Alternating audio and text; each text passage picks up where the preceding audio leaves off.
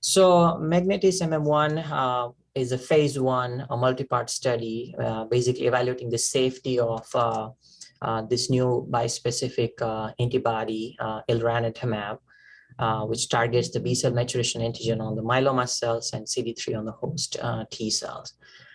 So that's pretty much the background. And we tested this drug on a number of patients with relapsed or refractory multiple myeloma patients.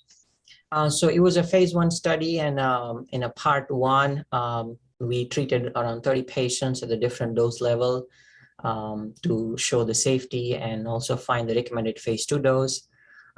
We found a good number of patients who developed cytokine release syndrome. So the part 1.1 was open, where a priming dose was introduced, and we presented the outcome at IMW on the 20 of those patients who received a drug with a priming dose. And we also presented the results of part 1C, which is a combination arm of elranatamab with lenalidomide. And it's still a little bit early. We presented outcome of 4 patients. The key finding was that overall across the board, the drug appears to be safe. There was no DLT reported in the part 1 of the study, and the recommended phase 2 dose was determined to be 1,000 microgram per kilograms.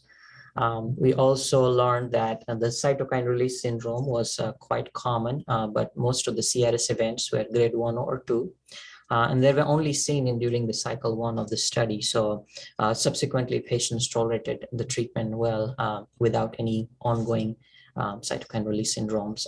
There were no significant neurotoxicity events were reported. Other key finding was that at the efficacious dose greater than 215 microgram per kilogram, the overall response rate was around 73%.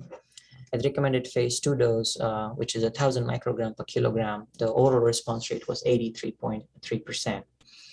We also learned that there were a handful of patients who had prior exposure to BCMA-directed therapy, such as BCMA monoclonal antibody conjugate, such as belantamab, and BCMA targeting CAR T-cell therapy. And out of those 4 patients, 3 patients responded to elranatamab.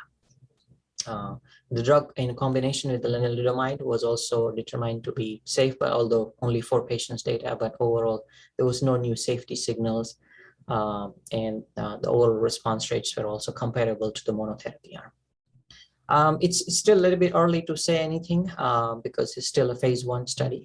So we really need to confirm the efficacy in a phase 2 study, which is currently ongoing in a monotherapy subQ fashion. And if the drug kind of move on and proven to be really effective and safe, this will be open up a really new therapeutic avenue for patients with relapsed or refractory multiple myeloma.